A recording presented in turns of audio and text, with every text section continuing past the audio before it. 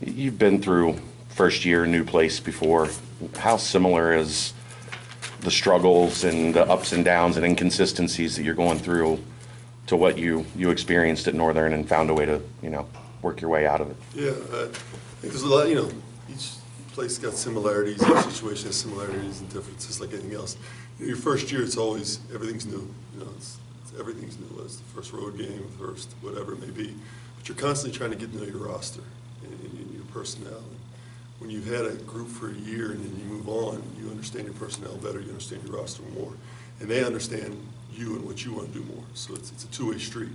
And I think we're getting there. I feel like we're probably as far along as we've been, and I like where this team's at. But there's a number of things. There's a comfortability factor in everything you do, and you almost hear it in coaches' voices, as they move on through a season and begin to really make it their program. And so it's a natural progression. Probably not answering your question in as much detail as you'd like, but I could be here all day and tell you all the things that it's similar is. Was Saturday an example of that adversity? I know you talked about that before the UConn game last year, that just the team hadn't handled that well, and they handled it well, or maybe didn't have that much of it Wednesday. Was that an example on Saturday of it creeping back up? Yeah, I think it's a number of things. I felt like, we played well for the most part, particularly in the first half. I thought our seniors, I thought Jaron and Trey were really, really good. I think it was a product of a few things. Had some poor individual performances that we hadn't typically had. Didn't shoot the ball very well against the zone team, which you need to do to get separation on the road. And the biggest thing I thought was we didn't handle at the end of the game. I thought we didn't play with the amount of energy we needed to at the end. Didn't execute. So it's a mixture of everything. It wasn't just the adversity. That's certainly part of it. The adversity of the teams going on runs. Adversity of a guy shooting 29% on the season and making 5 threes. You got to be able to make adjustments. And we did in the second half, but I thought it allowed us to bother us. Foul trouble bothered us a little bit. I thought we became tentative. Those are forms of adversity, and those are areas that we've got to get better at. And it's something I've echoed to you guys, and we've certainly talked about on a regular basis. What did you see? It didn't really have much trouble scoring the ball. You scored 71 points, but those final 4 minutes, kind of similar to what happened against Iowa. What happened specifically on Saturday in that last chunk? Well, we got 2 great looks towards the end. You got Chris a left-handed hook in the lane that he makes it right now 5th in the country at 70% of the time. And then we ran a play with a minute 20 left, and it's an example of Jaron Cumberland's basketball IQ. The third option was wide open. He hit Mike in the corner for a wide open 3. We missed it. Prior to that, the possessions were a little jagged, but I still thought they were okay. We weren't getting a bunch of turnovers. We just weren't getting stops on the other end. It had nothing to do with the offensive possessions. It had everything to do with we weren't getting shots on the other end. We executed exactly the way we wanted to against their zone. We got the shots we wanted to in the areas we wanted to.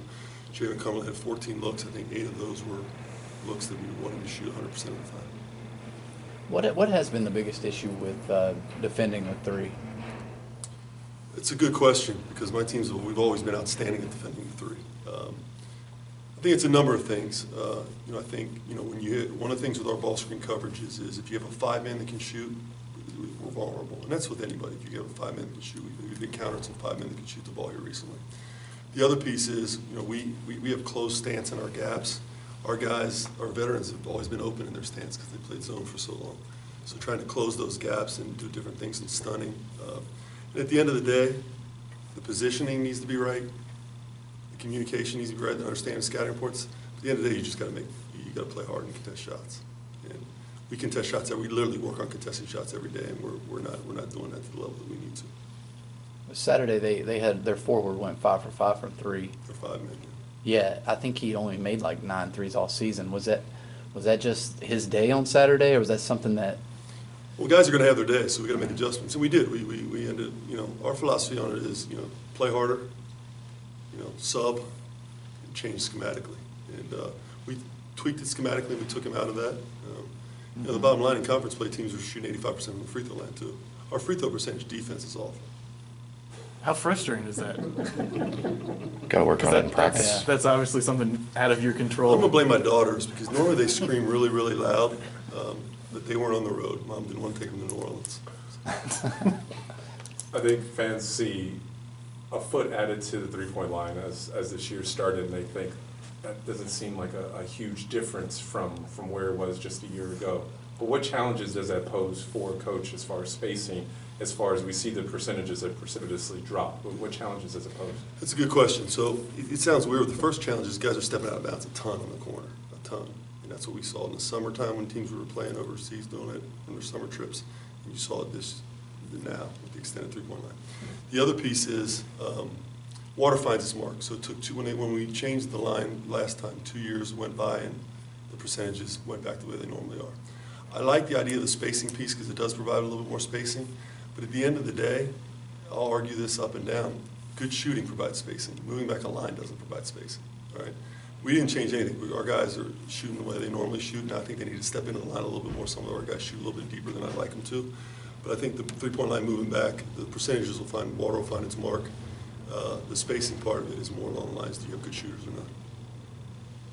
You guys have a top 25 win. You have a couple of bad losses with that as well. I know it's early January, just the start of conference play, but do you start to preach to your guys that if you want to make the tournament, make those goals happen you had at the beginning of the year, that this is make or break time, you can't afford bad losses? Yeah, I'd argue on the bad losses piece because, Colgate's really, really good. We scheduled them for a reason. I know people don't want to hear that, but they're really good. Tulane's going to win a lot of games at home.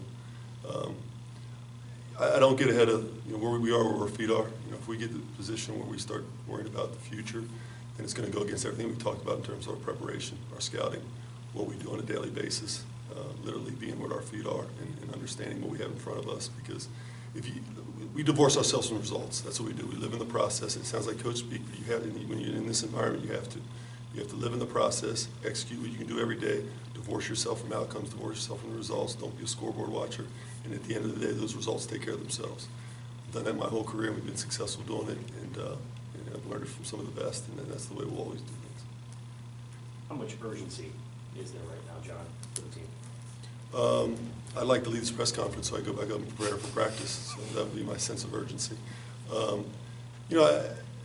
They have a high sense of urgency, but this team's about getting better right now.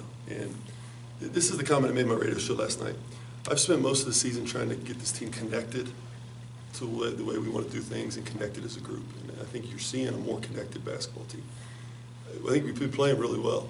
But what you sacrifice working on that connectivity is an execution of situational basketball, an execution of offensive, defensive coverages. And the things that we as coaches I love to get better at and we need to get better at. I can no longer sacrifice this. Now it's turned over to the team. Our connectivity is where it needs to be. I think guys understand who they are and what they need to do with the team in terms of roles. And I need to coach this basketball team. And so that's where we're at. So I think that those things have shown up in games because I've had to sacrifice those a little bit. So talk after Wednesday's win over UConn about momentum and turning a corner. You don't feel like Saturday discredits anything? I don't. Obviously, again, a loss is a loss. We were in an environment when you're winning and losing. It doesn't discredit the fact that I thought we played well, and I thought guys were connected, and I thought they did the things we need to do. We just didn't do those for 40 minutes. And, I'm honest with you guys, I'd tell you that differently. If I felt like coming out of that game, we were awful. And I really liked, particularly where our upperclassmen were mentally, when he came back in practice on, Monday. And, I liked how we communicated to our guys and where they're at right now.